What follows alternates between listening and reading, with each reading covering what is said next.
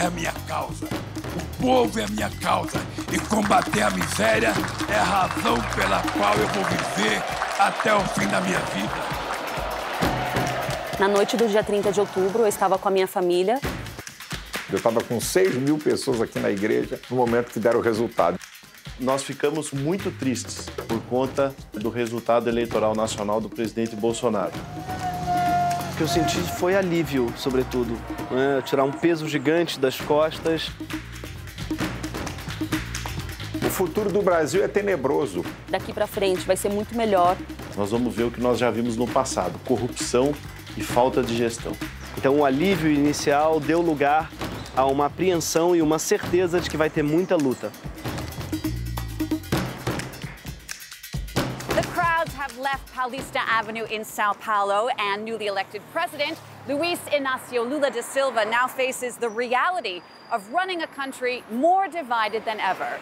But while Lula, as he's known here, may be back, the Brazil he's set to govern is far from united behind him.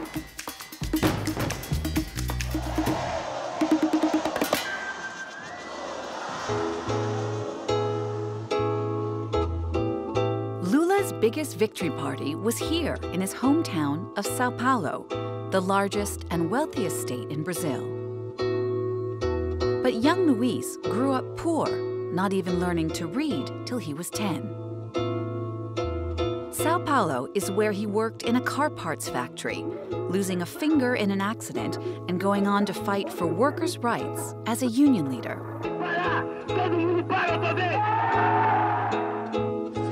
He won the presidency in 2002, leaving office 8 years later, the most popular leader in Brazil's history.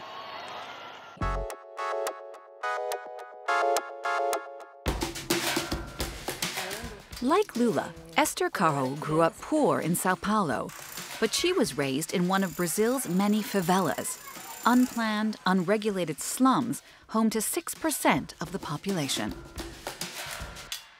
So this is the favela where you grew up? Yes. Today, the 27-year-old is a professional architect. She's also the driving force behind this park that blossomed out of what was once a massive trash heap. This place was very scary. There was lots of rubbish, rats, cockroaches. It was dark and damp. It was lifeless. You grew up here in the favela. What was it like for you growing up with Lula as president? It has always been difficult to live here. But I remember in the past, when Lula was president, opportunities came more easily, especially when it came to food supply, projects, urbanization, and education. Lula's biggest success story was Bolsa Familia, a welfare program that helped Brazilian poverty drop by close to 30%. Lula's campaign pledge to renew the €100 a month program has already been passed in the Senate. I know many families who had access to Bolsa Familia and had their lives transformed thanks to it. It was an innovative program for Brazil. Thanks to Bolsa Familia, many of them knew they would have food on the table. Lula has a series of corruption allegations against him. He already spent time in jail. But despite all of that, people in the favela are willing to give him a second chance. Why? Because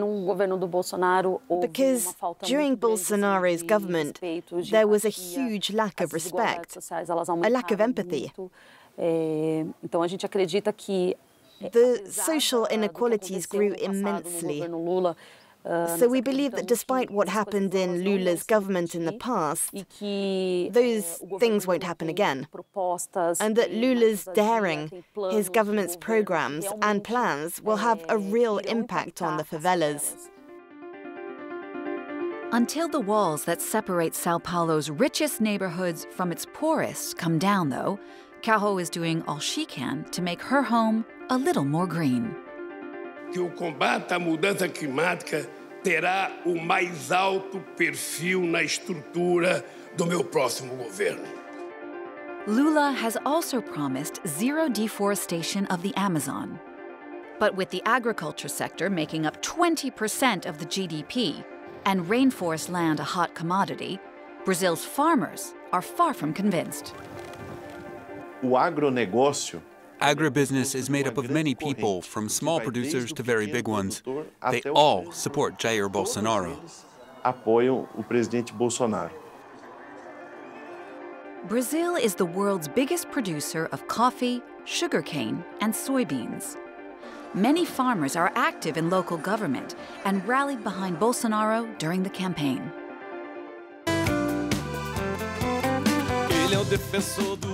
Frederico Davila farms land that's been in his family since colonial times. He's a leading voice in the powerful agribusiness lobby in Sao Paulo. He was also part of Jair Bolsonaro's transition team. O presidente Bolsonaro foi muito mais tranquilo. President Bolsonaro made life easier for farmers. He didn't just change my life, but the lives of farmers everywhere.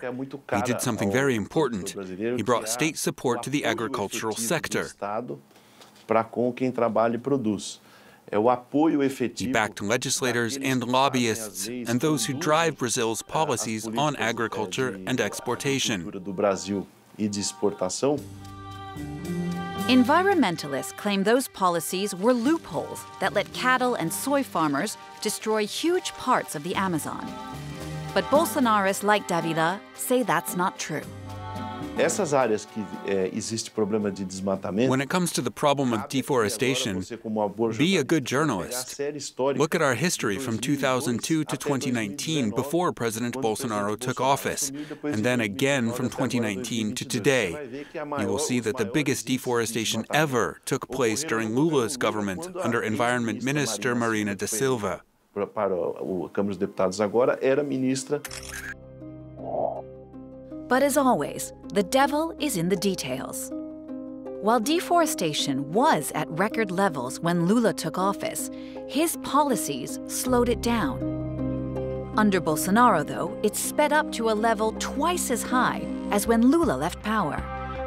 Close to 40,000 square kilometers of forest were razed during Bolsonaro's term, the equivalent of a country the size of Switzerland.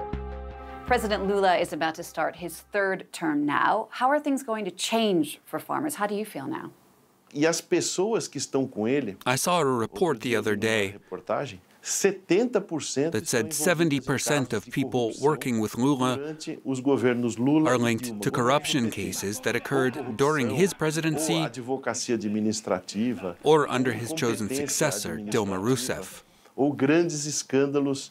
Corruption, incompetence, and scandals brought down Lula's Workers' Party, so I see a very bleak future ahead.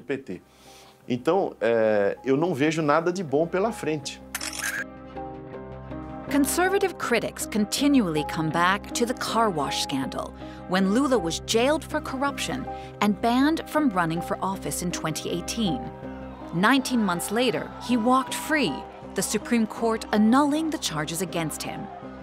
The judge who originally put Lula away went on to become Justice Minister under Bolsonaro.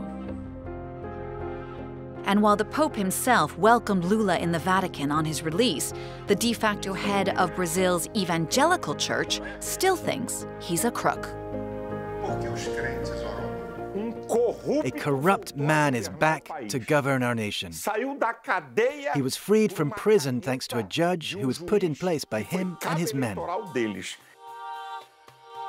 Brazil may be the most Catholic country in the world, but since the 70s, the numbers have dropped by close to half. 1 in 3 Brazilians now goes to an evangelical megachurch like this one in Rio.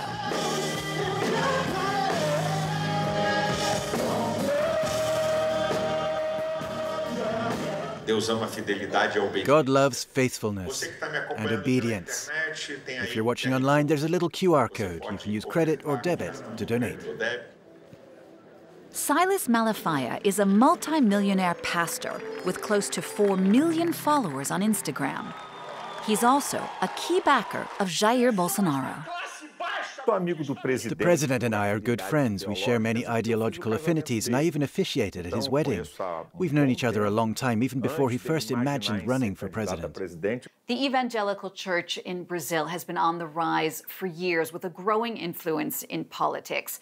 You helped Bolsonaro get elected with 70% of the evangelical vote in 2018. Would you say his defeat this time around was a loss for you as well?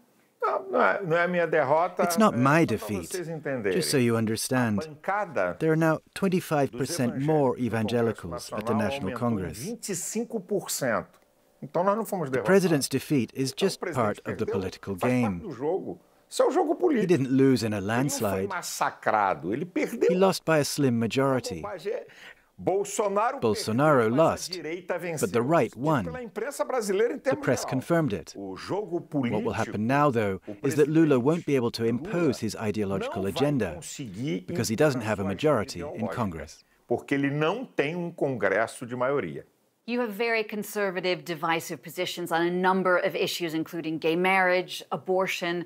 We can see here how important the idea of family is to you, here with the word familia, the pictures of your family. What are you afraid of with Lula? Do you think that the notion of family in general is at risk? I'm not afraid of Lula, but of the disaster he can cause, with the pen he will have in his hand. I don't fear his ideology. That doesn't worry me. Doesn't worry me in the slightest. What does worry me is the economy of the country. Brazil was getting ready to enter a new era, and now everyone is fleeing and taking their money out of Brazil, overseas, because Lula won. The economy worries me, not the ideology. Questão econômica, não pauta ideológica. Another symbol of the divide between left and right in Brazil, hardline evangelicals have found a target in one of the country's most famous political comedians, Gregorio de Vivier. Christmas Eve 2019, a mob threw Molotov cocktails at his production studio in Rio, angry over a Netflix comedy featuring a gay Jesus. O que é quem? Todo descabelado. Você tá indo embora. Mas Orlando da onde? Do deserto, pai. Desgraça, ela meia. They try to do some Brazilian jihad, like Christian jihad. Our luck is that everything in Bolsonaro is really badly done. So then they don't know, even jihad, they don't know how to do it.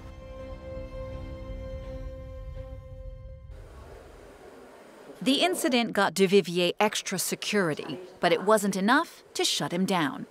In the midst of the Bolsonaro years, he created Greg News, a weekly satire show on HBO, making him the John Oliver of Brazil.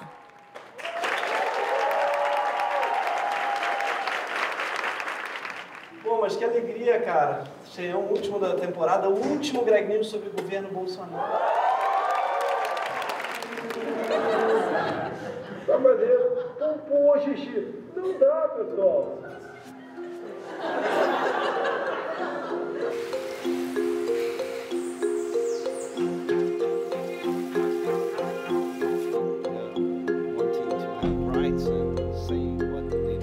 Is it hard to be constantly trying to find humor in such dramatic circumstances? Brazil's hunger doubled under Bolsonaro. How did you manage to keep things light when the situation in your country was so dramatic?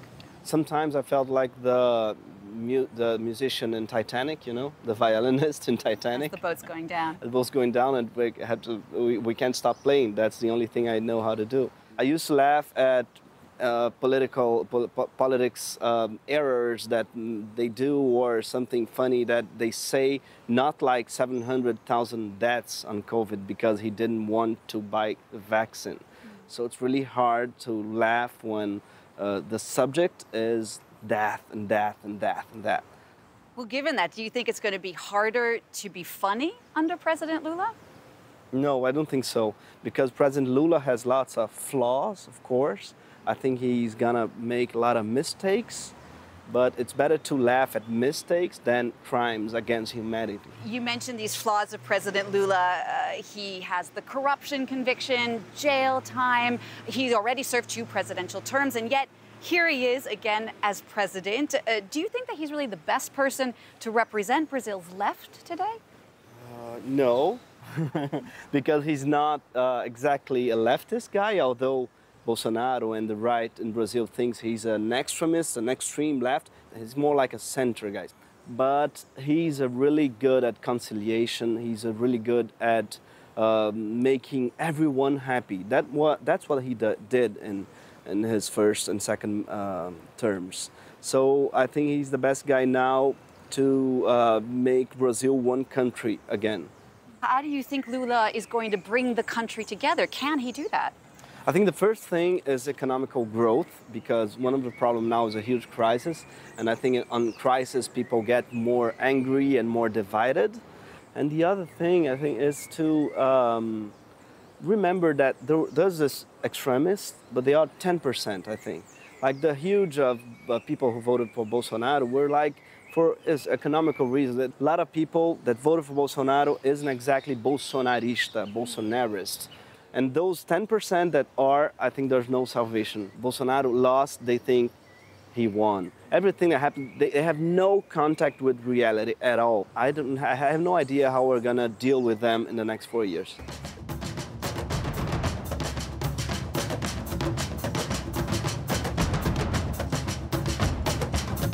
In the end, it depends on who you talk to. Brazil now either has a great new president or a bad old one.